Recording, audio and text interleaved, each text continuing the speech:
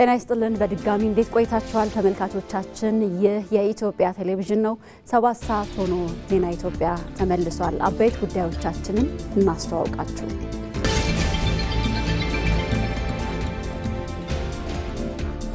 የመጋቢት 24ቱን ሀገራዊ ለውጥ ተከትሎ በተለያዩ አካባቢዎች የድጋፍ ሰልፍ ተካሄደ።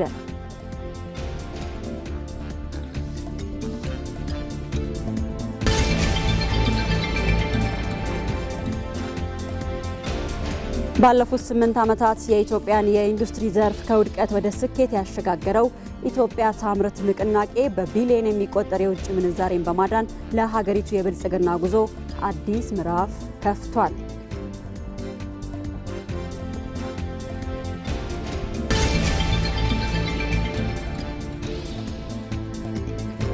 የሀገራዊ ምክክር ኮሚሽን ከብዙ ጥረቶች በኋላ ከትግራይ ባለድርሻ አካላት ጋር የአጀንዳ ማሰባሰብ መድረክ በአዲስ አበባ ማካሄዱ ትክክለኛ እርምጃ ነው አሉ የምክክሩ ተሳታፊዎች።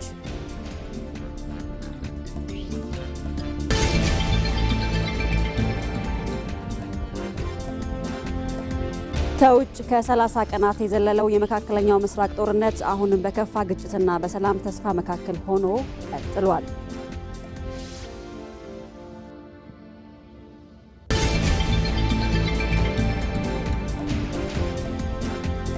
በስፖርት ዘገባ በ3 ሀገራት የጣምራ አስተናጋጅነት በሚካሄደው የ2026 የዓለም ዋንጫ ለመጀመሪያ ጊዜ 10 የአፍሪካ ሀገራት ይሳተፋሉ የሚሉት የሰዓቱ አበይት ጉዳዮቻችን ናቸው።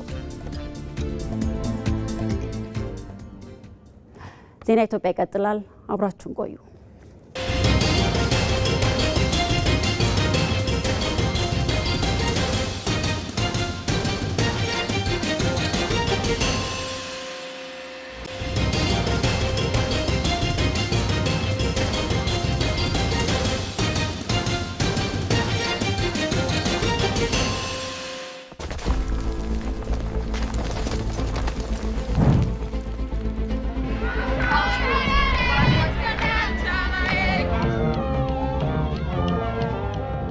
የግንብ ዘመን አልቆ የድልድይ ዘመን ጀመረ። ህብረ ብሔራዊ አንድነት ተበሰረ። ኢትዮጵያውያን ስንኖር ኢትዮጵያዊ፣ ስንሞት ደግሞ ኢትዮጵያ እንሆናለን። አጋርና ባይተዋር በአንድ ተደመረ። የዳርና የመሃል ትርክት ተሰበረ። አንዱ ከሌላው ሲደመር በህብረት አሸበረቀ። የወል ታሪክ ሲተረክ ህብራዊነት ደመቀ።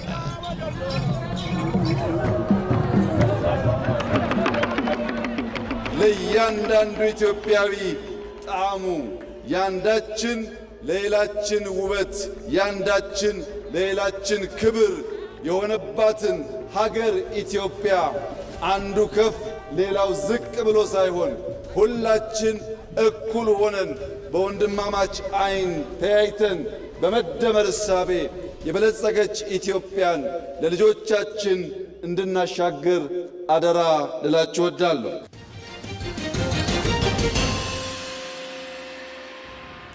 ዜና ኢትዮጵያን እየመራው ነጻነት ፍቅሩ ቆይታ አደርጋለሁ። ቀዳሚ ወዳደረግነው ጉዳይ እናልፋለን። በለውጡ መንግስት በተደረጉ የፖሊሲና ስትራቴጂዎች የግብርና ምርትና ምርታማነት ላይ ለውጥ አምጥተዋል። በ2012 እና 13 በመኸር ወቅት 13.5 ሚሊዮን ሄክታር መሬት በሰብል የለማ ሲሆን በ2018 እና 19 የመኸር ወቅት ደግሞ 21.8 ሚሊዮን ሄክታር ለማልማት እንደታቀደ የግብርና ሚኒስቴር መረጃ ያመላክታል። የግብርና ሚኒስቴር ዴኤታ ዶክተር መለስ መኮንን ዛሬ በሰጡት መግለጫም በለውጡ ዓመታት የሀገሪቱን ሀብት በመለየትና አርሶ አደሩን በመደገፍ የሰብል ምርትና ምርታማነትን መጨመር ተችሏል ብለዋል።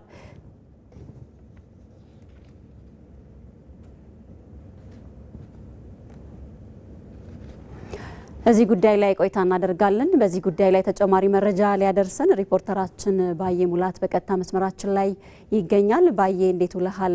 በተለይ ባለፉት ዓመታት በግብርናው ዘርፍ በሰብል ልማት የመጡ ለውጦች ምንድን ናቸው?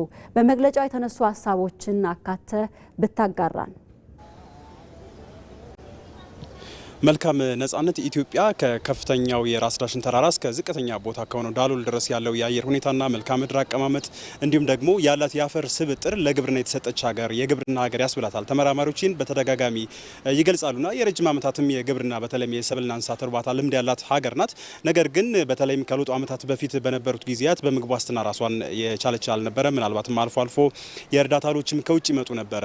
በለውጡ ማግስት ግን ኢትዮጵያ ያላትን ሀብት በመለየት በተለይም የአፈር ሁኔታዎችን በማጥናት የትኛው አካባቢ የትኛው አይነት ሰብል ሊመረት ይችላል የሚለውንና ሌሎችንም በማጥናት እንደዚህ ኢትዮጵያ ከኢኮኖሚዋ ግብርና ከምሰሶዎቹ ዋነኛውና አንዱ እንዲሆን በማድረግ ከፍተኛ ስራዎች ተሰርተዋል። አንደኛው የፖሊሲ ማሻሻያዎች ናቸው።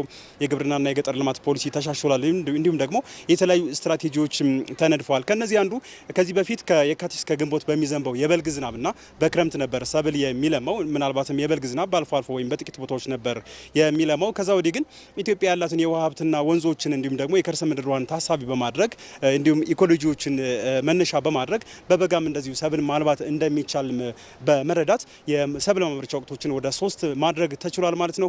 በዚህም ስንዴ፣ በቆሎ፣ ሩዝ የመሳሰሉ ሰብሎች በአመት 2 እና 3 በላይ እንዲያመርቱ ማድረግ ተችሏል። ከዛ ባለፈ አርሶ አደሩ የተለያዩ ችግሮች ነበሩበት። አንደኛው ግብዓት ነው። አርሶ አደሩ ከፍተኛ የሆነ የማምረት ወይም ደግሞ የመስራት ፍላጎት ቢኖረውም የግብዓት እጥረት ሲፈትኑት ነበረ። የአፈር ማዳበሪያ በከፍተኛ መጠን እንዲገባ ተደርጓል። በዋጋም እንዳይፈተን በዓለም አቀፍ ገበያም እንዳይፈተን ደግሞ መንግስት በየአመቱ በቢሊዮን የሚቆጠር ገንዘብ እየደጎመ አርሶ አደሩ የአፈር ማዳበሪያ እንዲያገኝ ማድረግ ተችሏል ማለት ነው። እነዚህ ናቸው የምርትና ምርታማነት ላይ ከፍተኛ ለውጥ እንዲደረግ ያደረጉት። ከሌላኛው መጥቀስ ያለብን ነገር በ2012-13 የምርት ዘመን በመኸር ሰብል ሲሸፈን የነበረው ወደ 13.5 ሚሊዮን ሄክታር ገደማ ነበረ። በዚህ አመት ወይም ደግሞ በሚመጣው መኸር በ2018-19 የመኸር ምርት ግን ወደ 21.8 ሚሊዮን ከፍ ማድረግ ተችሏል። ይህ የሆነበት እንግዲህ በ6 ዓመታት ውስጥ ወደ 6 ሚሊዮን ሄክታር ነው በሰብል የሚለማው መሬት የተጨመረውና ለእነዚህም ቁልፍ የሆኑ ጉዳዮች አሉ። አንደኛው አዳዲስ በእርሻ ወይም በሰብል የሚሸፈኑ መሬቶችን ማስፋት ነው። ሌላኛው ደግሞ ከዚህ በፊት ለሰብል ምቹ አይደሉም ተብለው የተጣሉ የሚባሉ በአሲዳ አፈር የተጠቁ ወይም ደግሞ አሲዳማነት ያለባቸው መሬቶችን እንዲሁም ደግሞ ውሃ የተኛባቸው የነበሩ መሬቶችን በማከምና በማንጣፈፍ ወደ ሰብል ምርት እንዲገቡ ማድረግ ተችሏል ማለት ነው። እንግዲህ ቁጥሮች ብዙ ነው የሚናገሩት። በተለይም በ2013-12 የምርት ዘመን 349 ሚሊዮን ኩንታል ምርት ነበር የተገኘው። በ2018-19 ደግሞ በእነዚህ 6 ዓመታት ብቻ እጥፍ ያክል ወይም ደግሞ ከ6 ዓመት በፊት የነበረውን እጥፍ ያክል ምርት ይገኛል ተብሎ ነው የሚጠበቀው።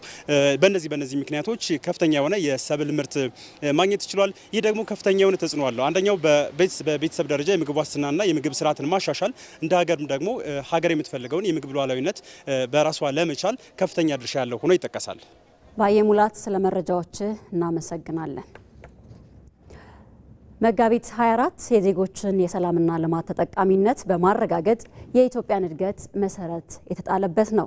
የምስራቅ ሐረርጌ ዞንና የማያ ከተማ ነዋሪዎች ለውጡ እውን የሆነበትን ዕለት አስመልክተው ህዝባዊ የድጋፍ ሰልፍ አካሂደዋል።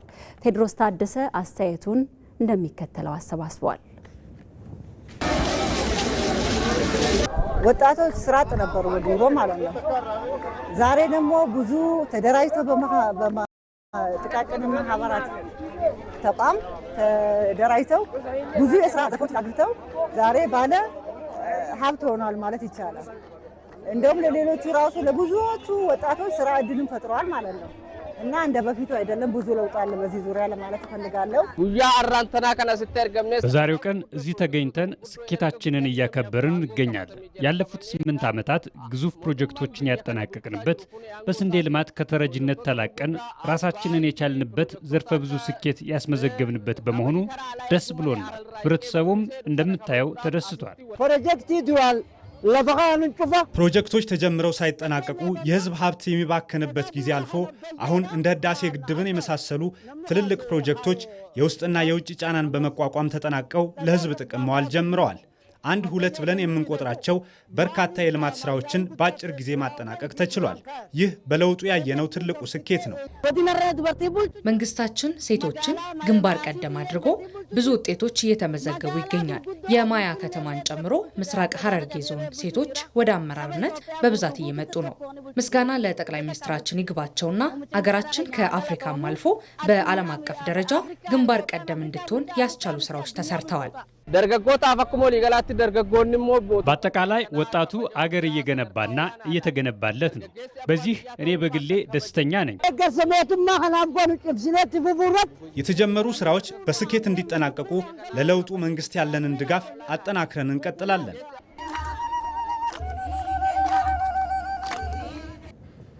የነቀምቴ ከተማ ነዋሪዎች በመስዋዕትነት የተገኘውን ሀገራዊ ለውጥ ጠብቀው እንደሚያስቀጥሉ ባካሄዱት ህዝባዊ ድጋፍ ሰልፍ አረጋግጠዋል። መጋቢት 24 የልማት ጥያቄያችን ምላሽ ያገኘበት ነው ሲሉም የነቀምቴ ከተማ ነዋሪዎች ተናግረዋል። ሳምሶን ገርሉ ተጨማሪ አለው። መጋቢት 24 ቀን 2010 ዓ.ም በኢትዮጵያ ሁለንተናዊ ለውጥ ጉዞ አንድ ብሎ ጀመረ። ነቀምቴ የዛሬ 8 ዓመት የነበረችበትን አስበው በዛሬው ስኬቷ የኮሩ የከተማዋ ነዋሪዎች ለምስጋና አደባባይ ወጥተዋል። ለህዝቡ ይህ ቀን ተራ የዘመን መቁጠሪያ ገጽ ብቻ ሳይሆን የልማት ጥያቄዎች ምላሽ ያገኙበት፣ ተስፋ የለመለመበት የድል አውድ ጭምር ነው። ያራቲ ሪራ ከነበውዳፊ ጉያ ቢቶደሳ ዲዳሚ አፉር ጃሌ ሚኒስቴር ኬኛ አንጎት ዱፋኒ መጋቢት 24 ጠቅላይ ሚኒስትራችን ወደ ስልጣን የመጡበት ቀን ነው። ሀገራችንም ህብረ ብሔራዊ ሀገር ሆናለች። በርካታ ልማቶችም ተሰርተዋል። በዚህም ስለተደሰትን ነው ዛሬ ለድጋፍ የወጣ ነው። ሙምቺ ሚኒስቴራ ኬኛ ጠቅላይ ሚኒስትራችንን ባለፉት 8 ዓመታት ላመጡት ሁሉን አቀፍ ለውጥ ደስታችንን ለመግለጽ ነው እዚህ የተገኘ ነው። የጠቅላይ ሚኒስትራችንን እድሜያቸውን ያርዝምልን። ይህ ለውጥ ወደፊትም እንዲቀጥል እንፈልጋለን። ጉያራ ሪራ ከነከኑፍኔፊ ጉያንኩን ጉያ ቢቶቴሰ ዲደሚ አፉር ጉያቲ ኡመኔ ኦሮሞ ይፈተርጌፊ ዛሬ በዚህ የድጋፍ ሰልፍ ላይ የተገኘ ነው የኦሮሞ ህዝብ ብርሃን ያየበትና ቀደም ሲል ከነበሩ ጭቆናዎች የተላቀቀበት ዕለት በመሆኑ ነው። በመስዋዕትነት የመጣውን ለውጥ በጽናት ለትውልድ ማሻገር የሁሉም ዜጋ ግዴታ እንደሆነ የምስራቅ ወለጋ ዞን አስተዳዳሪ ወጋሪ ነገራ ያስረዳሉ። ለውጡ የህዝቡን የልማት ጥያቄ በመመለስ ረገድ የፈጠረውን አቅም በማድነቅ ወደፊትም ይበልጥ ተጠናክሮ እንደሚቀጥልም አረጋግጠዋል። ጅጅረመ ዲነዴ ጅጅረመ ዋሱማ የኢኮኖሚ የማህበራዊና ዲሞክራሲያዊ ስኬቶችን በማስመዝገብ ረገድ ባለፉት የለውጥ ዓመታት ኢትዮጵያ የአፍሪካ ብቻ ሳይሆን የዓለም ተምሳሌት እየሆነች ትገኛለች። በቀጣይም የለውጡ መንግስት እነዚህን የተገኙ ስኬቶችን ለማስቀጠል በቁርጠኝነት ይሰራል። መጋቢት 24 ባለፉት ዓመታት የተመዘገቡ ዋና ዋና ስኬቶች የሚመዘኑበት፣ ለነገው የብልጽግና ጉዞ መሰረት የሚጣልበት መሆኑን የነቀምቴ ከተማ ከንቲባ መሰረት ኃይሉ አንስተዋል። ሙሜ ሚኒስትር ኬኛ ሎሬቲ ነጋ አዱኛ ዶክተር አብይ አህመድ የዓለም የሰላም ሎሬት ጠቅላይ ሚኒስትር አብይ አህመድ ወደ ስልጣን የመጡበትና በርካታ ድሎችን ያስመዘገብንበት በመሆኑ ይህንን ዕለት በተለየ ደስታ እናከብረዋለን። ይህ ለውጥ በመምጣቱ ለረጅም ጊዜ ስንጠይቅ የነበረው የልማት ጥያቄያችን ምላሽ አግኝቷል። አሁን እየተከናወነ ያለው ልማት የጋራ ተጠቃሚነታችንን ያረጋገጠና ጠንካራ ኢትዮጵያን ለመገንባት መሰረት የሚጥል ነው። በነቀምቴ የታየው ይህ ድጋፍ ሰልፍ ካለፈው ስኬት ይልቅ ወደፊት ለሚመጣው የላቀ ብልጽግና ዳግም ቃል የተገባበትም ነው። እዚህ ጉዳይ ላይ ነው የምንቆየው። በተለይም የመጋቢት 24 ለውጡን ተከትሎ በተለያዩ አካባቢዎች ህዝባዊ ድጋፍ ሰልፍ ተካሂደዋልና ወደ አሶሳ እናቀናለን። ሀገራዊ ለውጡን ተከትሎ የህዝቡን ተጠቃሚነት ለማሻሻል ተጨባጭ ውጤቶች የተገኙበት ነው። የለውጡን 8ኛ ዓመት ምክንያት በማድረግም በአሶሳ ከተማ ህዝባዊ ድጋፍ ሰልፍ ተካሂዷል።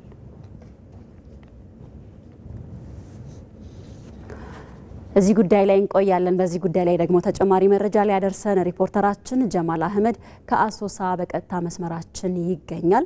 ጀማል እንዴት ውለሃል? በአሶሳ ከተማ የተካሄደው የድጋፍ ሰልፍ ምን ይመስላል? በሰልፉ የተላለፉ መልእክቶች ምንድናቸው? የሚለውን መረጃዎች ብታጋራ።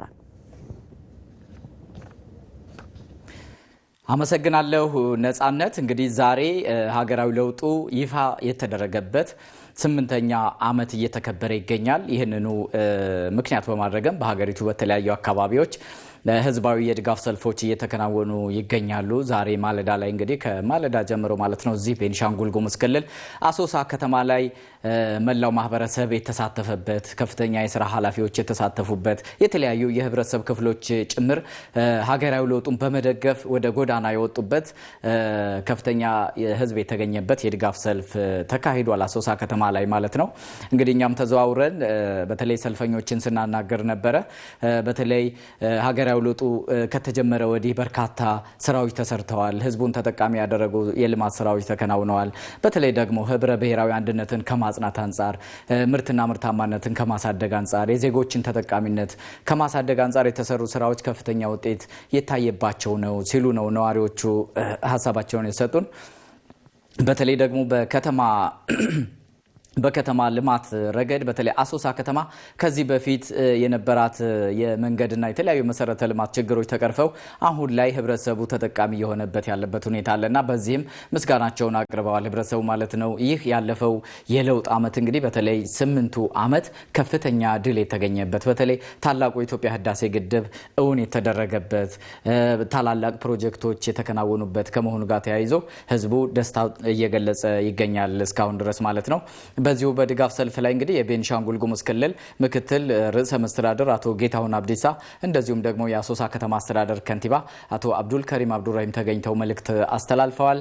ምክትል ርዕሰ መስተዳድሩ ባስተላለፉት መልእክት እንግዲህ ያለፉት 8 ዓመታት ፈተናዎች የታዩባቸው በተለይ ደግሞ ለውጡን ለመቀልበስ ጥረት ሲያደርጉ የነበሩ ባንዳዎችና ባዳዎች ከፍተኛ ሴራ ሲጠነስሱ የነበረበትና እነዚህን ሴራዎች በመቀልበስ ሰላምን በማጽናት የልማት ስራዎች ተጠናክረው የቀጠሉበት በተለይ ደግሞ እንደ ቤንሻንጉል ጉሙዝ ክልል በርካታ አካባቢዎች ላይ የነበሩ የሰላም እጦት ችግሮች ተፈተው አሁን ላይ የልማት ስራዎች እየተከናወኑ መሆኑን አንስተዋል። ምርትና ምርታማነት በከፍተኛ ሁኔታ እየተከናወነ መሆኑን የከተማና የገጠር ማህበረሰብን ተጠቃሚ የሚያደርጉ የልማት ስራዎች እየተሰሩ መሆኑን አንስተዋል።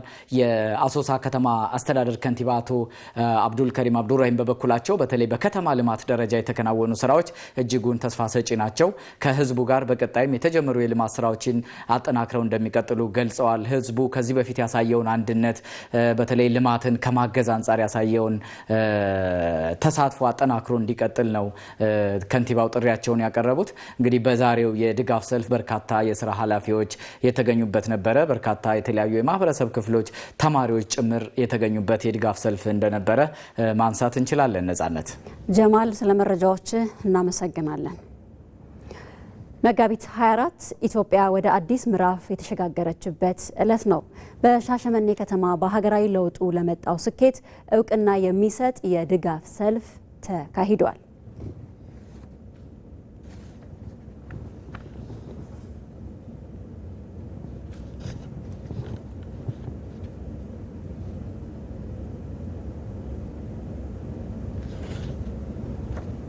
በዚህ ጉዳይ ላይ ተጨማሪ መረጃ ሊሰጠን ደግሞ ሪፖርተራችን አስረሳ ወገሼ ከሻሸመኔ በቀጥታ መስመራችን ላይ ነው የሚገኘው። አስረሳው፣ እንዴት ውለሃል?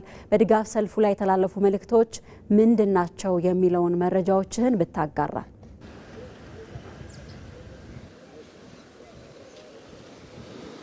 በጣም አመሰግናለሁኝ ነጻነት፣ እንደምን ውለሻል? በዛሬው ዕለት እንግዲህ በሻሸመኔ ከተማ በተለይ ደግሞ ከሻሸመኔ ከተማና ከዙሪያዋ አካባቢዎች የመጡ ነዋሪዎች በተለይ ደግሞ የለውጡ መንግስት ወደ ስልጣን የመጣበትን 8ኛ ዓመት ምክንያት በማድረግ ከማለዳ ጀምሮ በሻሸመኔ ከተማ ትልቅ የሚባል የድጋፍ ሰልፍ አካሂደው ነበር። በድጋፍ ሰልፉ ላይ እንግዲህ የሻሸመኔ ከተማ ነዋሪዎች ባለፈ አደሲንቄዎች፣ አባገዳዎች እንደዚሁም ደግሞ የሻሸመኔ ከተማ አስተዳደር እንደዚሁም ኦሮሚያ ክልል ከፍተኛ የመንግስት የስራ ኃላፊዎችም ተገኝተው ነበር። ነዋሪዎች በተለይ ደግሞ በድጋፍ ሰልፉ ላይ የተለያዩ መልእክቶችን አስተላልፈዋል። እንደዚሁም ደግሞ በቀጣይነት ስለሚያደርጉት ነገርም እንደዚሁ ቃላቸውን የሰጡበት አጋጣሚ ነበር። መጋቢት 24 በተለይ የለውጡ ኃይል ወደ ስልጣን መምጣቱን ተከትሎ ኢትዮጵያ በተለያዩ አካባቢዎች ተደቅኖባት የነበረውን የመፍረስ አደጋ ተሻገረችበት ዕለት መሆኑን በተለይ ደግሞ በኢትዮጵያውያን እርስ በርሳቸው መካከል የነበረውን አለመተማመን በመቅረፍ በኢትዮጵያውያን መካከል እንደዚሁም ደግሞ በአመራርና በሕዝብ መካከል መተማመንን በመፍጠርና ሀገራዊ አንድነትን በማጠናከር ህብረ ብሔራዊ አንድነትን በማጠናከር ኢትዮጵያ አሁን በዜጎች መካከል እንደዚሁ አንድነት የተጠናከረበትና ሁሉም ስለ ሀገሩ የሚያስብበት አውድ የተፈጠረበት እድል መሆኑን አንስተዋል። ከዛ ባለፈ የለውጡ ኃይል በተለይ ደግሞ ከልማት ስራዎች አንጻር በገጠርና በከተማ የተለያዩ ስኬቶች መመዝገባቸውን በተለይ እዚህ አሁን እኛ የምንገኝበት የሻሸመኔ ከተማ እንደዚሁም ደግሞ የምዕራብ አርሲ ከፍተኛ ምርት ያለበት በከተማዋ ከፍተኛ የንግድ እንቅስቃሴ ያለበትና በተለይ ደግሞ ነዋሪዎች ባላቸው ሀብት ልክ አካባቢው ባለው ጸጋ ልክ ሳይለማ የቆየበትና አሁን ግን በተለያዩ አጋጣሚዎች በገጠር በግብርና ልማት ስራዎች በከተማም እንደዚሁ የኮሪደር ልማትን ጨምሮ በተለያዩ ዘርፎች ነዋሪዎች ተጠቃሚ መሆን መጀመራቸውንና ዜጋ ተኮር የህዝብን ጥቅም ያስቀደሙ ስራዎች የለውጡ ኃይል ማከናወኑና በዚህም ደስተኛ መሆናቸውንና በአጋርነት እየሰሩ መሆናቸውን እንደዚሁ አንስተዋል ማለት ነው። በተለይ ደግሞ የሻሸመኔ ከተማ ከተማ አሁን ላይ ከፍተኛ የለውጥ እንቅስቃሴ ውስጥ መሆኗንና ለዚህም ደግሞ ነዋሪዎች ከአመራሩ ጋር በቅንጅት እየሰሩ መሆኑን በዚህም ትልቅ ተስፋ መሰነቃቸውን እንደዚሁ አንስተዋል። ከዛ ባለፈ ነዋሪዎቹ ከዛሬ በላይ ነገ ትልቅ ተስፋ ያላቸው መሆኑን እንዲሁ አንስተዋል። የለውጡ መንግስት በተለይ ደግሞ በፖለቲካው ዘርፍም በኢትዮጵያን መካከል የሀሳብ ፖለቲካ እንዲሰፍን ዘንድሮ የሚካሄደው ጠቅላላ ምርጫም ጭምር የተለያዩ ፓርቲዎች በነጻነት የሚወዳደሩበትን አውድ የተፈጠረበት መሆኑና የለውጡ መንግስት በአጠቃላይ ኢትዮጵያ ወደ ዲሞክራሲያዊ የስልጣን ሽግግር ያደረገችበትና ከዚህ በኋላም የሰለጠነ ፖለቲካን ተለማምዳ ዘንድሮ የሚካሄደው ጠቅላላ ምርጫም እንደዚሁ ሰላማዊና ዲሞክራሲያዊ ሆኖ እንዲጠናቀቅ በአጋርነትና በትብብር የሚሰሩበት እድል መፈጠሩ ጭምር የለውጡ ኃይል ውጤት መሆኑ እንዲሁ አንስተዋል። በመድረኩ ላይ የተገኙት የሻሸመኔ ከተማ አስተዳደር ከንቲባ አቶ አዳነ ተክለ ጊዮርጊስም በተለይ ደግሞ የለውጡ መንግስት ሁሉንም ስራዎች የሚያከናውነው ከህዝብ ጋር በመቀናጀት መሆኑን የህዝብ የመንግስት ኃይል መሆኑን የሚያምኑ መሆኑን እንዲሁ አንስተዋል። የሻሸመኔ ከተማ ላይ ያሉ የለውጥ ስራዎችም የዚሁ አካልና ማሳያ መሆናቸውን አንስተዋል። 7ኛው ጠቅላላ ምርጫ በስኬት እንዲጠናቀቅም እንዲሁ ነዋሪዎች በትብብር መስራት እንዳለባቸው እንዲሁ አንስተዋል። አጠቃላይ ደማቅ የሆነ የድጋፍ ሰልፍ ነበር ለለውጡ መንግስት እዚህ ሻሸመኔ ከተማ ላይ የተከናወነው። መልእክቶችና የተላለፉ ጉዳዮችም እነዚህን ይመስላሉ። ነጻነት አስረሳው፣ ስለ መረጃዎች እናመሰግናለን። በጉጂ ዞን የሀገራዊ ለውጡን 8ኛ ዓመት ምክንያት በማድረግ ህዝባዊ የድጋፍ ሰልፍ ተካሂዷል። የድጋፍ ሰልፉ የመጋቢት 24 ፍሬዎች የምሳሌነት ጉዞና የትውልድ ብልጽግና በሚል መሪ ቃል ነው በሻኪሶ የተካሄደው። በድጋፍ ሰልፉ ላይም ከፍተኛ ቁጥር ያላቸው የዞኑ ነዋሪዎች ተሳትፈዋል።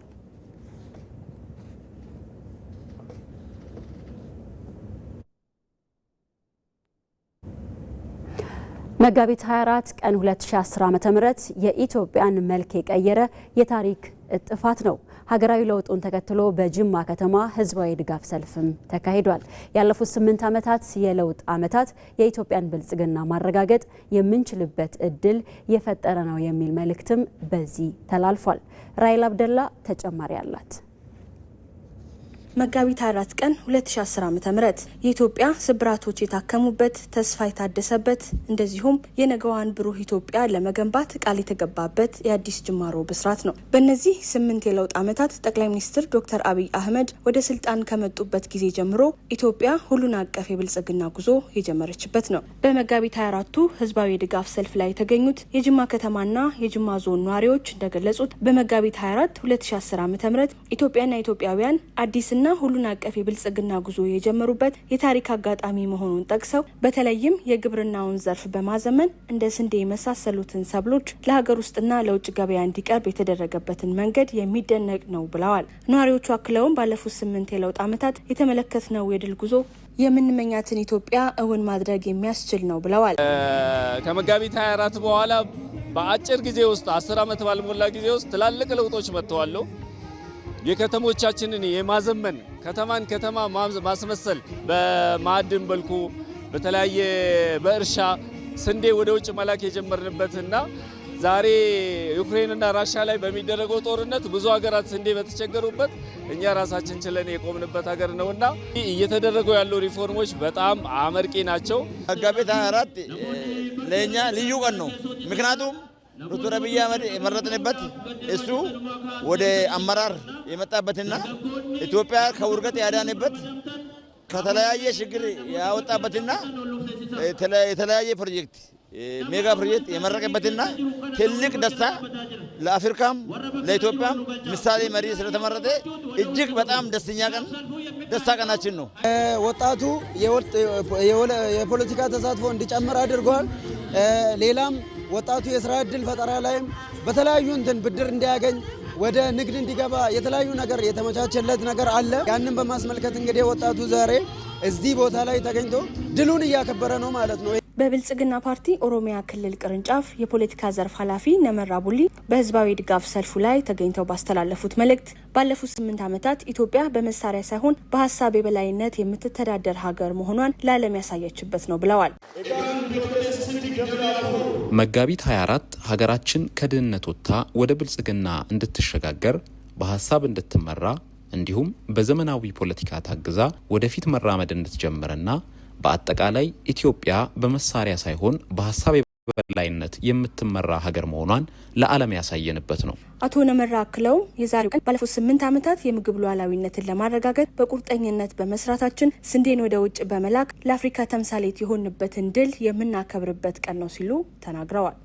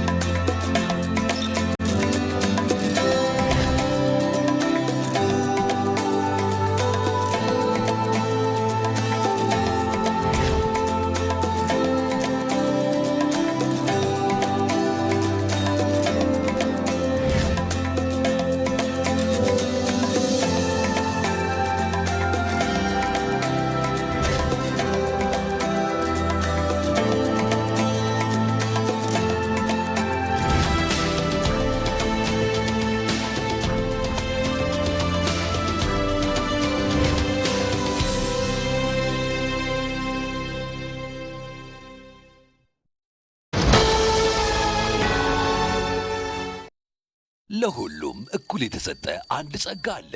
ጊዜ። የተሰጡትን በሚገባ የሚጠቀሙት ግን ጥቂቶች ናቸው። ዘመናዊነት ማለት ራስን ከዘመኑ ጋር ማራመድ እንጂ ሌላ አይደለም። የኢትዮጵያ ንግድ ባንክ 24 ሰዓት አገልግሎት የሚሰጥ ስማርት ቅርንጫፎችን ከፍቷል። ይህን ወሳኝ የባንክ አገልግሎት ምዕራፍ ከሚያስተዋውቁት ከመጀመሪያዎቹ መሃል መሆኔ ደስታ ይሰጠኛል። ደንበኞች በስራ ሰዓት ስራቸው ላይ ቆይተው ረጋ ብለው 24 ሰዓት ወደሚሰሩት ስማርት ቅርንጫፎቻችን መጥተው ፈጣን አገልግሎት ሲያገኙ እርካታቸውን ፊታቸው ላይ ያለው።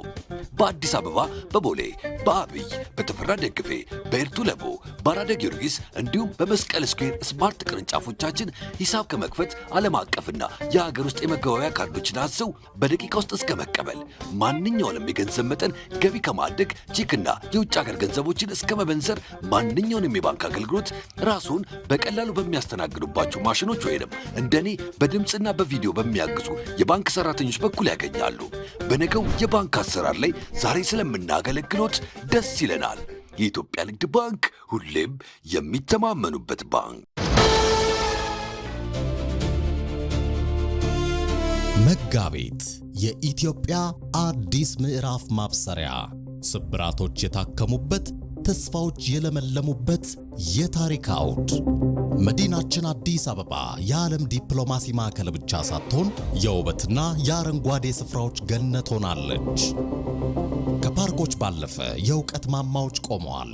አብሮትና የሳይንስ ሙዚየም ኢትዮጵያን የቴክኖሎጂና የጥበብ ማዕከል ለማድረግ የተተከሉ የለውጥ ፍሬዎች። ዛሬ አዲስ አበባ ለነዋሪዎቿ ምቹ፣ ለእግረኛዋ ማራኪ ሆናለች። ቆሻሻ የነበሩ ወንዞች የሕይወት እስትንፋስ እፍ ተባለባቸው። ጨለማው በደማቅ ብርሃን ተሸፈነ። ይህ ነው የኮሪደር ልማት አስደናቂ ውጤት። አዲስ አበባ የለውጥ ማሳያ፣ የአፍሪካ ኩራት። የጀመርነው ከፍታ ይቀጥላል።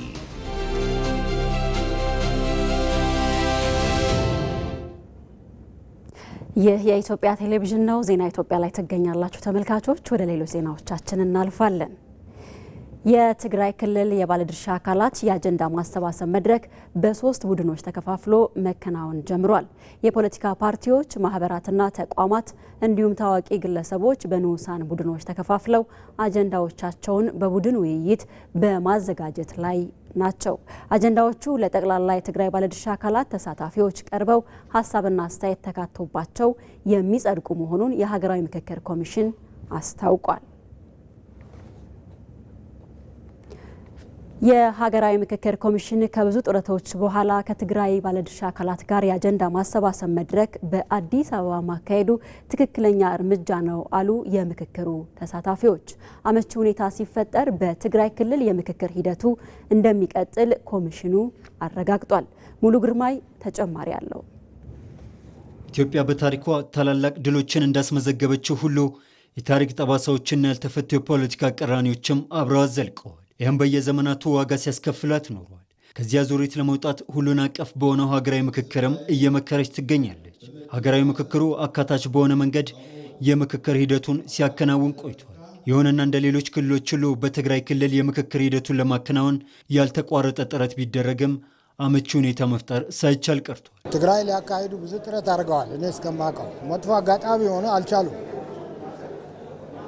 ስላልቻሉ ሌላ መንገድ መፈለግ ነበረባቸው። በተለያዩ መንገዶች በተለይ የትግራይ ህዝብ ከምክክር ኮሚሽኑ ጋር ሆኖ በችግሮቹ ላይ እንዳይወያየና መፍትሄ እንዳይፈልግ በር ዘግቶ የተያዘበት ሁኔታ ነው ያለው። ከጦርነት ይልቅ ሰላምን፣ ከውዝግብ ይልቅ ምክክርን፣ ከመቃቃር ይልቅ መግባባትን መምረጥ የመፍትሄ መንገድ ሆኖ ያልታያቸው ግን ዛሬም ከውይይት ጠረጴዛ በመራቅ በቆመው ቀር አስተሳሰብ የትናንቱን መንገድ መከተልን መርጠዋል። ስለ ሀገር መምከር የሁሉም ዜጋ መብት ነው። አንዱ አድርግ አታድርግ ብሎ ሊከለክል የሚችል አካል የለም። ለምን ህወሓት የፓርቲ ለዚያውም ህጋዊ ያልሆነ አሁን የተሰረዘ ፓርቲ ነው። ህጋዊ ፓርቲ እንኳ ቢሆን ኑሮ አንድ ፓርቲ ነው የራሱ ሰይ ነው ሊኖረው የሚችለው እንጂ የሁሉም የሲቪክ ሶሳይቲው፣ የሃይማኖት መሪው፣ የሀሳብ ባለቤቶች ኦፒኒየን ሊደርስ እነዚህ ሁሉ ምንም ማድረግ አትችሉም ብሎ መከልከል በዚህ በ21ኛው ክፍለ ዘመን የሌለ አስተሳሰብ ነው። የትግራይ ህዝብ ማንኛውም በውይይት መንገድ ነው መፈታት ያለበት ብሎ የወሰነ ህዝብ ነው።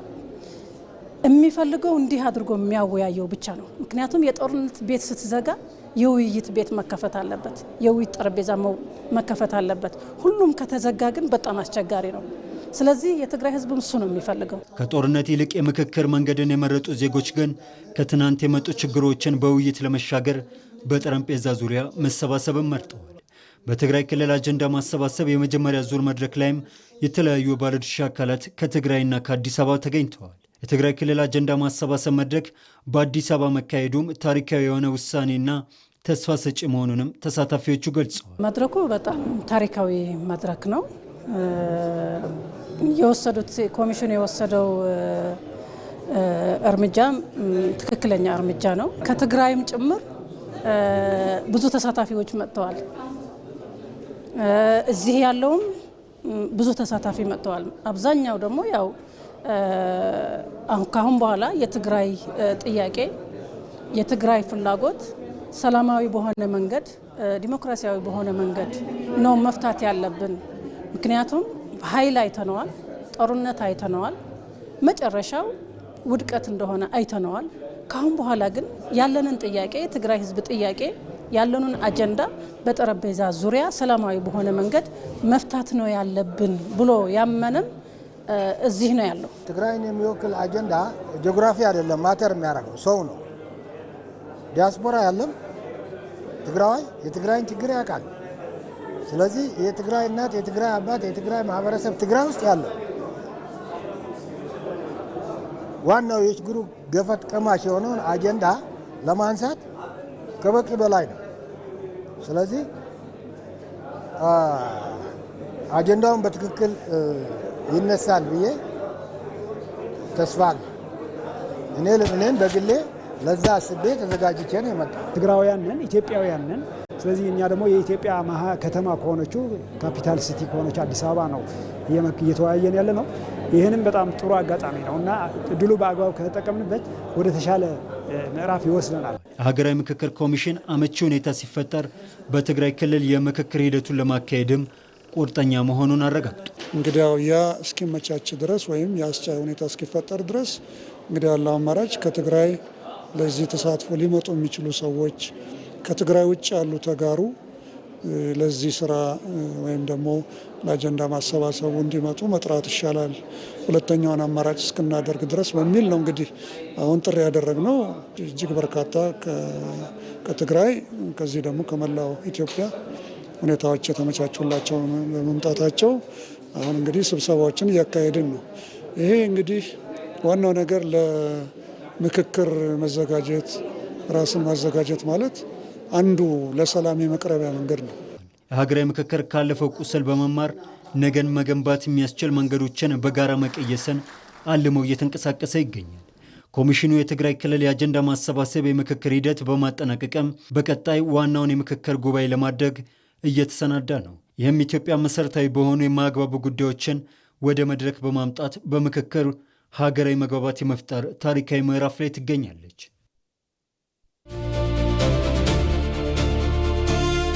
ትናንት በህልም የነበሩ ዛሬ ግን ዓለምን እያስደመሙ ያሉ ድንቅ ሥራዎች። እኛ እኮ የታደልን ነን።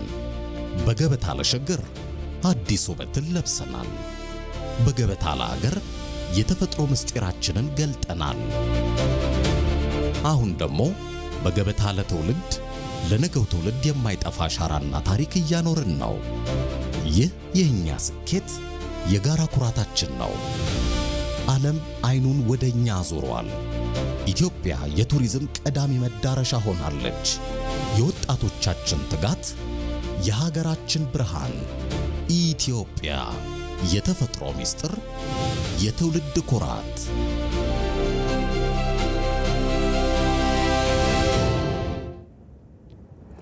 የኢትዮጵያ አምራች ዘርፍ በተለያዩ ዘመናት የተለያዩ መልኮችን አስተናግዷል። በሚፈለገው ልክ ግን የኢኮኖሚ የጀርባ አጥንት መሆን አልቻለም። ባለፉት ዓመታት በተሰሩ በርካታ ስራዎች ከዘርፉ የሚታይ ለውጥ እየተገኘ ነው። ኢንዱስትሪዎች የማምረት አቅማቸው እያደገ ነው። መዋቅራዊ ሽግግሩን ለማሳካት የሚያስችል ቁመና ላይም ይገኛል። እንዴት የሚለውን ተከታዩ የሮዛ መኮንን ትንታኔ ይመልሰዋል። ለመሆኑ አንድ ሀገር የኢንዱስትሪ ባለቤት ነኝ የሚለው ፋብሪካዎችን ስለገነባ ብቻ ነው ወይንስ ፋብሪካዎቹ ከሀገሪቱ የኢኮኖሚ ደም ስር ጋር ያላቸው ትስስር ሲረጋገጥ? ለበርካታ አስርተ ዓመታት የኢትዮጵያ የኢንዱስትሪ ጉዞ በአንድ ትልቅ ተቃርኖ ይታወቅ ነበር። እሱም ዘመናዊነት በተገላቢጦሽ ወይም ሞደርኒቲ ኢን ሪቨርስ ይባላል። ግዙፍ የኢንዱስትሪ ፓርኮች እንደ ፋና ወጊ ምልክቶች ከምድር ብቅ ብለው ነበር። ነገር ግን እነዚህ ቀጠናዎች ከሀገሪቱ ተጨባጭ ሁኔታ ጋር የተቆራረጡ ኢኮኖሚያዊ ደሴቶች ነበሩ። ጥሬ ዕቃ ከባህር ማዶ የሚመጣ ምርቱ ተመልሶ ወደ ውጭ የሚላክ፣ በመሃል ግን በሀገር ውስጥ የግብርና አቅርቦት ሰንሰለት ላይ አንዳችም አሻራ የማይጥሉ ባዕድ ግንቦች ብቻ። ዛሬ ያ የደሴትነት ታሪክ አብቅቷል። ኢትዮጵያ እነዚህ የኢንዱስትሪ ግንቦች እንዴት ሰባበረቻቸው? ባለፉት ጥቂት ዓመታትስ የተተገበረው ሀገር በቀል የኢኮኖሚ ማሻሻያና የመደመር ፍልስፍና እንዴት የሀገር ውስጥ ባለሀብቶችን ድርሻ ወደ 65 በመቶ ሊያሳድገው ቻለ? 87500 ስራ አጥ ዜጎችስ እንዴት የኢንዱስትሪው መሪዎች ሆኑ? ከአምራች ዘርፉ የተገኘው 1.8 ቢሊዮን ዶላር የውጭ ምንዛሬስ ከጀርባው ምን አይነት ስልታዊ ለውጥ አለው? ቆይታችን ይህን ይመልሰዋል።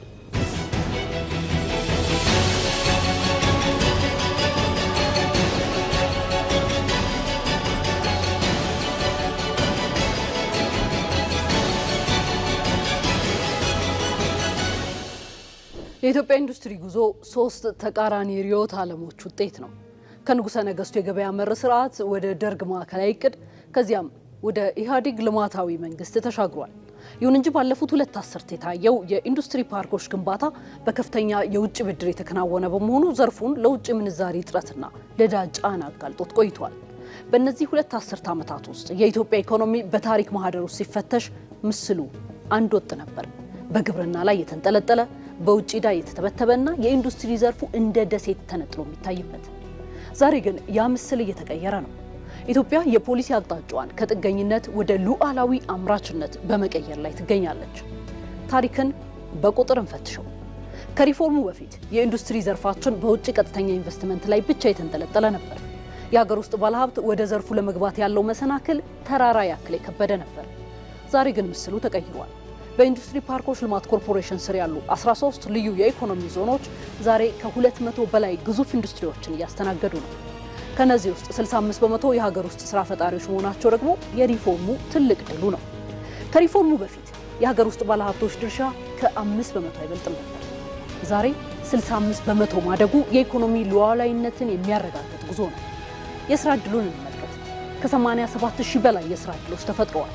ከገቢ አንጻር ደግሞ እስካሁን ባለው በጥቅሉ 1.8 ቢሊዮን ዶላር ገቢ መገኘቱ ፓርኮች ለሀገር ውስጥ ምርት እድገት ያላቸው ሚዛን ያሳያል።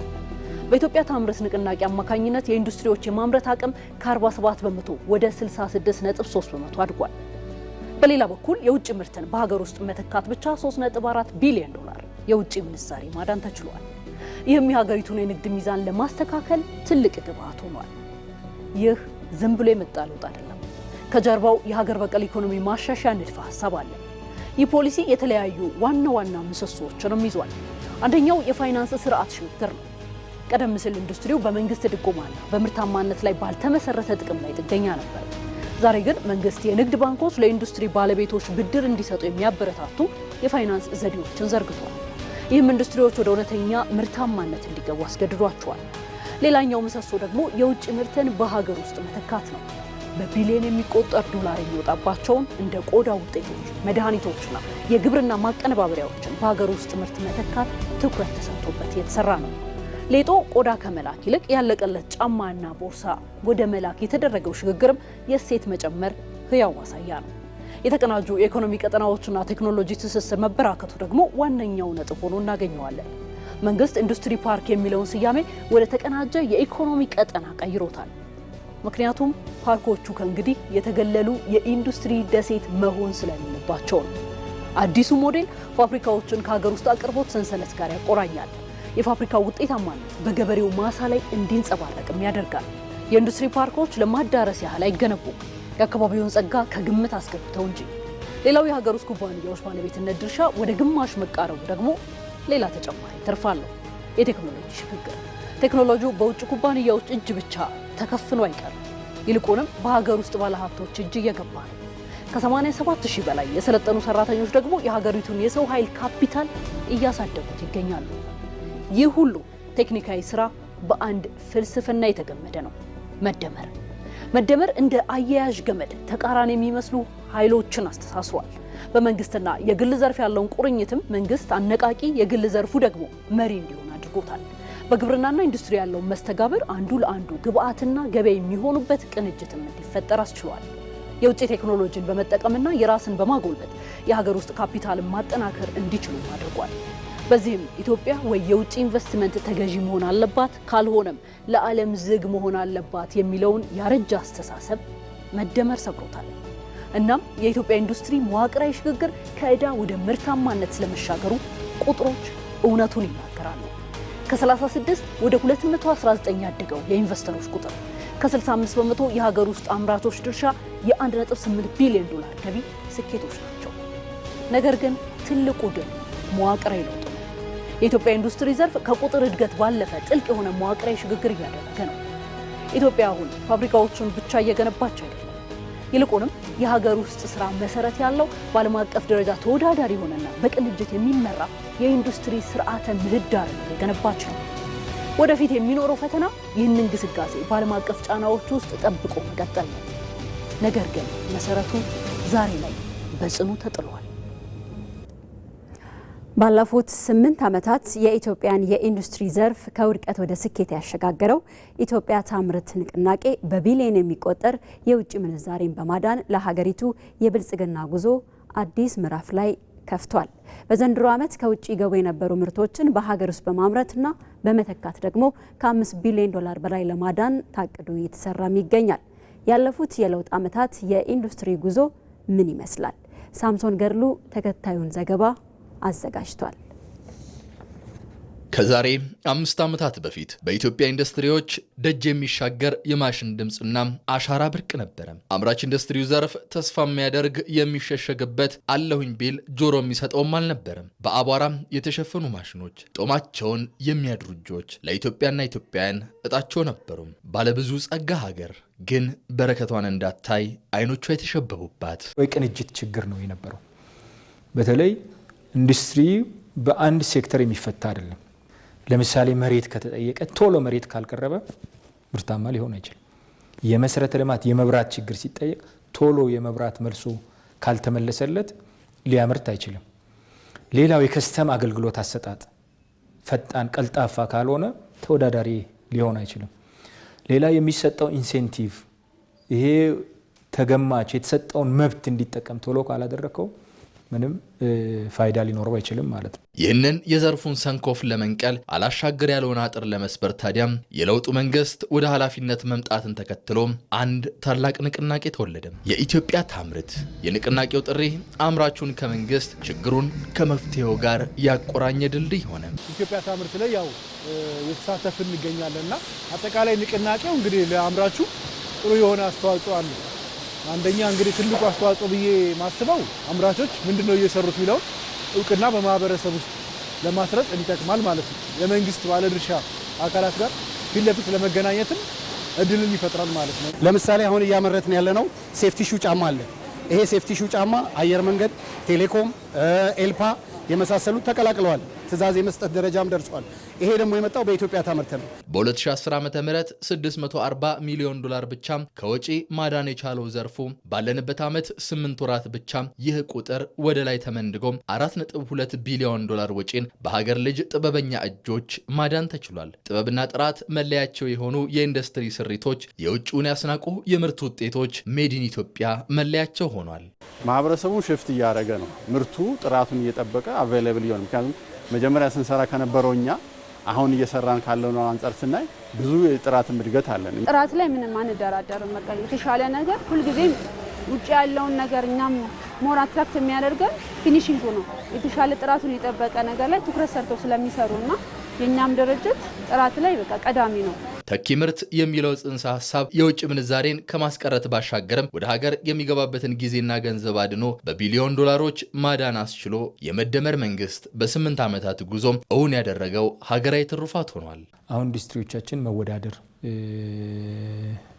ጀምረዋል። ከዛ በኋላ ለማዋቀር የሽግግሩ ምቹ ሁኔታን የመፍጠር ነው። ይሄ በሂደት ላይ ነው ያለ ነው። ይሄን ሳነሳል ሁሉ ችግሮቻቸው ተፈቶ አልቋል እያልኩ አይደለም። ከባለ ሀብቱ መሰራት ያለበት አለ። በተለይ መንግስት ላይ ያለ ተነሳሽነት አለ። አሁን በጀመርነው ሂደት ከሄድን የኢንዱስትሪውን መሰረት የመጣል ኃላፊነት በዚህ ትውልድ ላይ የተጣለ ነው። ይሄ ትውልድ ደግሞ ይሄን ኃላፊነት ይወጣል የሚል ሀሳብ አለኝ። ጉዞው ረጅም ነው። መንገዱም ገና ተጠርጎ አላለቀም። ነገር ግን ዛሬ ላይ ሆነን 8 ዓመታትን ወደ ኋላ ሽምጥ ብንመለስ አንድ ትልቅ እውነት ያሳየናል። ኢትዮጵያ ማምረት ብቻ ሳይሆን ማሸነፍም ችላለች። የኢንዱስትሪው መንቃት የአገር መንቃት ነው። የኢትዮጵያ ታምርት ንቅናቄ ባለፉት ዓመታት የፈጠረው ተነሳሽነት ለነገው ብልጽግናችን የማይናወጥ ዋስትና እንጥሏል። አምራቹ ሲበረታም ሀገር ትቆማለች። ሀገር ስታመርት ደግሞ የብልጽግና ደጃፍ ወለል ብሎ ይከፈታል። ሀገራዊ ለውጡ በኢትዮጵያ የታሪክ አውድ ውስጥ አዲስ ትርጉምና ጽኑ ቃል ኪዳን ተላብሶ ብቅ ያለና አዲስ የተስፋ አድማስን የፈነጠቀ ክስተት ነው ሲል የመንግስት ኮሚኒኬሽን አገልግሎት ገለጸ። ይህንኑ በተመለከተ አገልግሎቱ ያደረሰን መግለጫ አለ። መግለጫውን ሞላ አለማየሁ እንደሚከተለው ያቀርበዋል።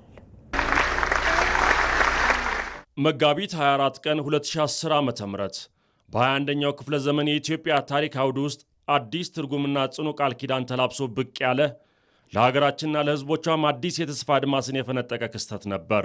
ይህ ዕለት ኢትዮጵያን ተብትቦ ይዞ ከነበረው ውስብስብ ማኅበራዊ፣ ፖለቲካዊና ኢኮኖሚያዊ ቅርቃር አውጥቶ ወደ ብሩህ መጻኢ ዕድል ለማሸጋገር የተገባ ታላቅ የትውልድ ውል ሆኖ ተመዝግቧል።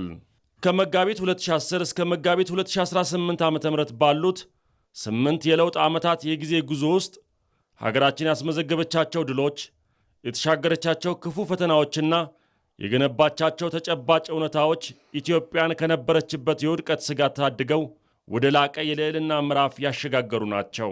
ይህ የትንሣኤ ጉዞ በፈተና እቶን ውስጥ አልፎ የነጠረ በጽናት የታነጸና የኢትዮጵያን የማይበገር ማንነት ለዓለም አቀፉ ማኅበረሰብ ዳግም ያስመሰከረ የታሪክ አሻራ ነው።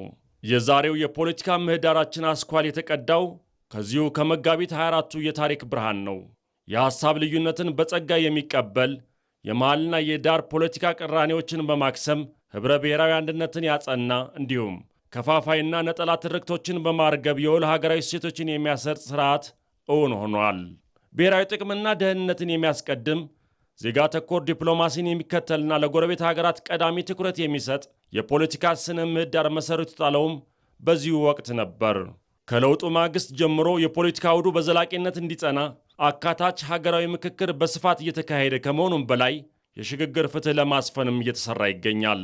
የፌዴሬሽኑ አባል ክልሎችና ከተማ አስተዳደሮች ራሳቸውን በራሳቸው የማስተዳደር መብታቸውን በተግባር እየተለማመዱ ሲሆን የፖለቲካ ፓርቲዎችን በነፃነትና በሕግ አግባብ ራሳቸውን ለውድድር እያቀረቡ ይገኛሉ።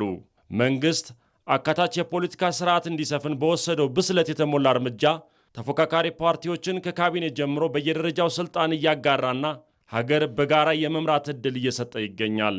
ይህም ኢትዮጵያውያን በለውጡ ብስራት አማካኝነት ከመጠፋፋት ፖለቲካ ወደ መተባበር የዲሞክራሲ ልምምድ መሸጋገራቸውን በግልጽ ያሳያል። መጋቢት 24 የኢትዮጵያ የኢኮኖሚ ስብራት የታከመበትና አዲስ የእድገት ምዕራፍ የተጀመረበትም ጭምር ነው። ሀገራችን በተለያዩ የንግድ ብድሮች ጀርባዋ ጎብጦ በነጠላ የኢኮኖሚ ፖሊሲ ምክንያት የመልማት ጸጋዎቿ ተዳፍነው በመንግሥት የአፈጻጸም አቅም ውስንነትና በብሔራዊ ውርደት ዋዜማ ላይ ቆማ ነበረ። የለውጡ መንግሥት እነዚህን አደገኛ ቅርቃሮች በመበጣጠስ ኢትዮጵያን አዲሲቷ የተስፋ አድማስ ማድረግ ችሏል። አዳዲስ የንግድ ብድሮችን ከመውሰድ በመቆጠብና የነበሩትንም በልህ አስጨራሽ ድርድሮች ወደ ተራዘመ የክፍያ ጊዜ በመቀየር ኢኮኖሚውን ከውድቀት ታድጓል። በየደረጃው በተተገበሩ ሀገር በቀል የኢኮኖሚ ሪፎርሞች ከግብርና መር ወደ ብዝሃ ዘርፍ ኢኮኖሚ ትኩረት በመዞሩ የሀገሪቱን ጸጋዎች በላቀ ደረጃ መጠቀም ተጀምሯል።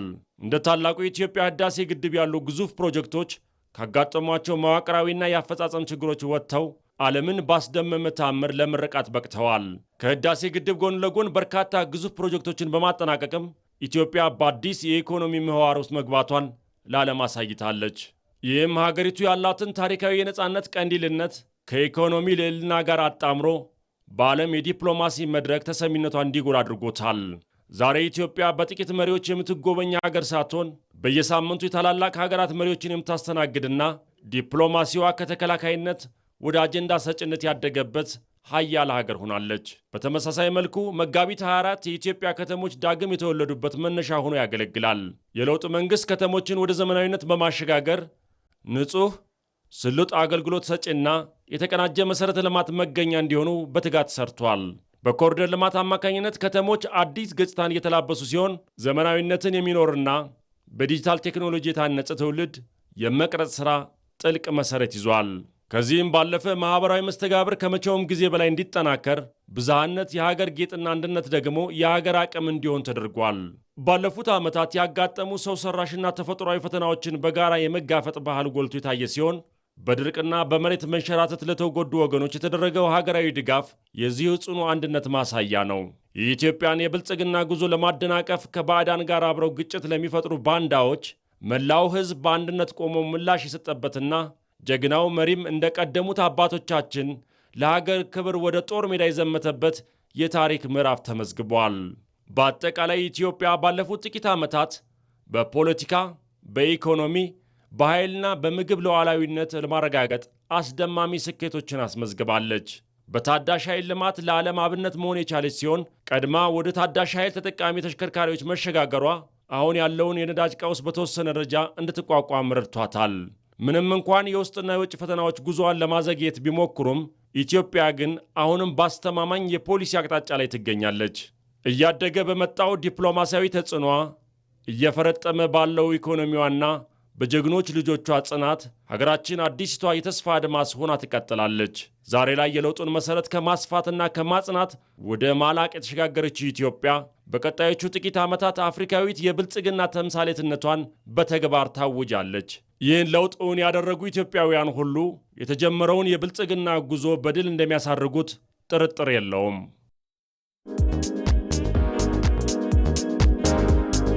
የዘመናት የሀገር ምጥ አበቃ። ታላቁ የህዳሴ ግድብ በመጋቢት ፍሬ ተወለደ። ደሞ ሌላ ህዳሴ። ከጋዝ እስከ ማዳበሪያ፣ ከነዳጅ እስከ ኒውክለር አዲስ ምዕራፍ ተጀመረ። የስንዴ ተረጅነት የታሪክ መዝገብ ተዘጋ። ሀገሬው ራሱን ችሎ ክረምት ከበጋ አጨደ። ኢኮኖሚው ከግብርና ተሻገረ። ብዝሃ ዘርፍ ተስፋፋ። ኢንዱስትሪው፣ ማዕድኑ፣ ዲጂታሉ ዳበረ። ኢትዮጵያ መረተች፣ አምርታም በብዙ ሸጠች። በታሪክ ትልቁ ገቢ ከዓለም ገበያ ተገኘ። የሀገር የምድር ጸጋ፣ የትናንት የታሪክ ቅርስ አዋራቸው ተራገፈ፣ ውበታቸው ተገለጠ። ከተሞች ዳግም ተወለዱ፣ ዘመኑ፣ ተሳለጡ፣ ባህር ተሻግረው ከአድማስ ማዶ አንጸባረቁ።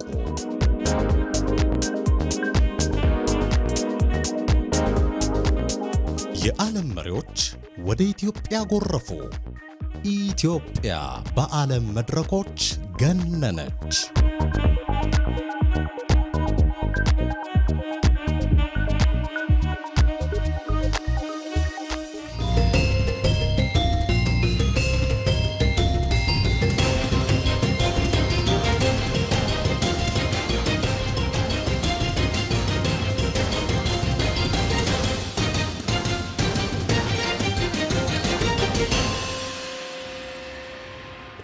ወደ ውጪ ዜና አለፍን። ከ30 ቀናት የዘለለው የመካከለኛው ምስራቅ ጦርነት አሁንም በከፋ ጦርነትና በሰላም ተስፋ መካከል ሆኖ ቀጥሏል። አሜሪካ በዚህ ጦርነት የያዘቻቸው ዋነኛ ስትራቴጂክ ግቦች ሊጠናቀቁ እንደተቃረቡ የአሜሪካው ፕሬዝዳንት ዶናልድ ትራምፕ ተናግረዋል። ህይወት አበበ ተጨማሪ አላት።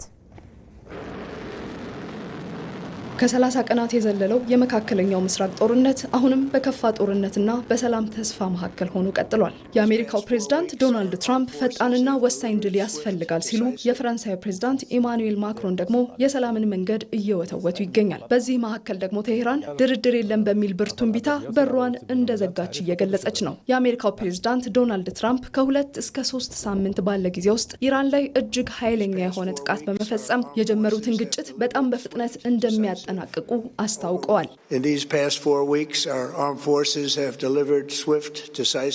ባለፉት 4 ሳምንታት የሀገራችን የጦር ኃይሎች በጦር ሜዳ ላይ ፈጣን፣ ወሳኝና ከአቅም በላይ የሆኑ ድሎችን በኢራን ላይ ተቀዳጅተዋል። እነዚህ ድሎች ከዚህ ቀደም ጥቂት ሰዎች ብቻ በታሪክ ያዩቸው አይነት እጅግ ታላላቅ ድሎች ናቸው።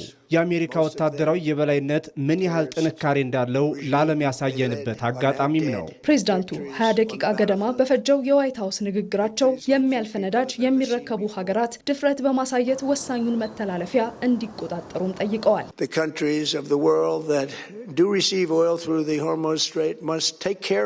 በሆርሙዝ የባህር ሰርጥ በኩል ነዳጅ የሚያገኙ ሀገራት በሙሉ አሁን ድፍረት እንዲያሳዩ ጥሪ ያቀርባለሁ። ይህ ወሳኝ የውሃ መስመር በኢራን ቁጥጥር ስር መቆየት የለበትም። በጋራ በመሆን ልንቆጣጠረውና ደህንነቱን ልናረጋግጥ ይገባል።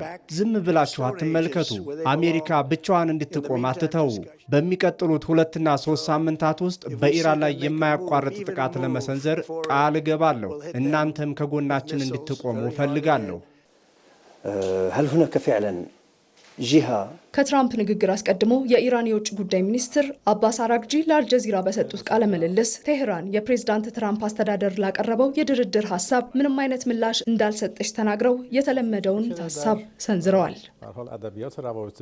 እስካሁን ድረስ ከአሜሪካ ለቀረበልን ማንኛውም እቅድ ወይም ጥሪ ምላሽ አልሰጠንም። አቋማችን ግልጽ ነው። አሜሪካ በአንድ በኩል ወታደራዊ ዛቻ እያሳየች፣ በሌላ በኩል ስለ ሰላም ማውራቷ ተቀባይነት የለውም። በአሁኑ ወቅት ምንም አይነት ድርድር የለም። መብታችንና ሉዓላዊነታችን እስካልተከበረ ድረስ የቴህራን በሮች ዝግ ናቸው። ለሚሰነዘሩብን ማንኛውም ጥቃትም ተመጣጣኝና አስፈላጊ ምላሽ ለመስጠት ዝግጁ ነን። ዓለም አቀፍ ማህበረሰብ የአሜሪካን የአንድ ወገን ፖሊሲ ሊገነዘብ ይገባል። እንደ ሮይተርስ ዘገባ ከሆነ የትራምፕ አስተዳደር በኢራን ላይ ከፍተኛ ጫና የመፍጠር ስትራቴጂውን በድጋሚ እያጠናከረ ነው። የዋሽንግተን የስትራቴጂክ ጥናት ተንታኞች እንደሚሉት ትራምፕ ድፍረት አሳዩ በማለት የአውሮፓ ሀገራት ከኢራን ጋር ያላቸውን የንግድ ግንኙነት እንዲያቋርጡ ብሎም ለሆርሙዝ ሰርጥ መከፈት ኃይል እንዲያዋጡ ግፊት እያደረጉ ነው። የአውሮፓ ሀገራትም የሆርሙዝ ሰርጥን በኃይል ለማስከፈት አሁንም ፍላጎት እያሳዩ አይደለም። የእንግሊዙ ጠቅላይ ሚኒስትር ኬር ስታርመር የሆርሙዝ ሰርጥን መልሶ ለመክፈት እንዴት ይቻላል በሚለው ዙሪያ ላይ ለመወያየት 35 ሀገራት የሚሳተፉበትን ስብሰባ እያስተናገዱ መሆኑን አስታውቀዋል። በሆርሙዝ ሰርጥ የባህር ወሽመጥ ላይ የተፈጠረውን የጸጥታ ችግር ወይንም የመርከቦች ጉዞ መስተጓጎል ለመፍታት ብሪታንያ ዓለም አቀፍ ጥረት እያደረገች ነው። ይህን መስመር ማስከፈት ቅድሚያ የሚሰጠው የዲፕሎማሲ ስራ ሆኗል። ብሪታንያ ይህን ጉዳይ እልባት ለመስጠት ከ35 በላይ ሀገራት ጋር እየመከረች ነው። የፈረንሳዩ ፕሬዝዳንት ኢማኑኤል ማክሮን እንዲሁ በፕሬዝዳንት ትራምፕ ወሳኝ ወታደራዊ እርምጃ ስጋታቸውን በመግለጽ ይበጃል ያሉትን የውይይት ሀሳብ ሰንዝረዋል። በመካከለኛው ምስራቅ እየታየ ያለው ውጥረት በአስቸኳይ መርገብ አለበት። ተጨማሪ ወታደራዊ ግጭት በቀጠናው ላይ ሊታሰብ የማይችል ጥፋት ያመጣል። ፈረንሳይ በጽኑ የምታምነው በዲፕሎማሲያዊ አካሄድ ላይ ነው። ጦርነት መፍትሄ አይሆንም። ይልቁንም ንግግርና ድርድር ብቸኛው የሰላም መንገድ ናቸው። ሁሉንም ወገኖች የምናሳስበው ከከረረ ንግግር ተቆጥበው ለዘላቂ ሰላም እንዲሰሩ ነው። አውሮፓ የዲፕሎማሲ በሮች ክፍት እንዲሆኑ ለማድረግ ጥረቷን ትቀጥላለች። እንደ ሮይተርስ ዘገባ ከሆነ አሜሪካ በሚቀጥሉት 2 እና 3 ሳምንታት ውስጥ የማያቋርጥ ጥቃት ለመሰንዘር መዛቷ የዓለምን የነዳጅ ገበያና የደህንነት ስጋትን ወደ ከፍተኛ ደረጃ አድርሶታል። የፖለቲካ ተንታኞችም ትራምፕ የሆርሙዝ ሰርጥን ለመቆጣጠር ያቀረቡት ጥሪ በኢራን ላይ የሚደረገውን ጫና ወደ ወታደራዊ ግንባር የመቀየር ሙከራ ነው፣ እርምጃውም የዓለምን ኢኮኖሚ ሽባ ሊያደርግ የሚችል ትልቅ ቁማር ነው በማለት ላይ ይገኛሉ። ጥያቄው ግን አሁንም እንደቀጠለ ነው። ትራምፕ ቃል የገቡት የማያቋርጥ ጥቃት ኢራንን ያንበረክካል ወይስ ቀጠናውን ወደማይወጡበት የጦርነት ማጥ ውስጥ ይከተዋል? በትራምፕ ጉትጎታ ዓለም አቀፉ ማህበረሰብ ኃይል ለመጠቀም ድፍረት ያሳያል ወይስ በዲፕሎማሲያዊ ጥንቃቄ ወደ ኋላ ያፈገፍጋል? ለእነዚህ ጥያቄዎች ምላሹን የሚሰጠው ጊዜ ቢሆንም አንድ ሀቅ ግን ግልጽ ነው። በመካከለኛው ምስራቅ ያለው ቀውስ ወደ ለየለት ግጭት ለማምራት ጥቂት እርምጃዎች ብቻ ቀርተውታል። በመጨረሻም ስፖርት። በሶስት ሀገራት የጣምራ አስተናጋጅነት በሚካሄደው የ2026 የዓለም ዋንጫ ለመጀመሪያ ጊዜ 10 የአፍሪካ ሀገራት ይሳተፉበታል። በመድረኩ እስከ ግማሽ ፍጻሜ በመጓዝ የተሻለ ታሪክ ያላት ሞሮኮ ለ3 ተከታታይ የዓለም ዋንጫዎች አህጉሯን ስትወክል፣ ኬፕ ቨርዲ ለመጀመሪያ ጊዜ ትሳተፋለች።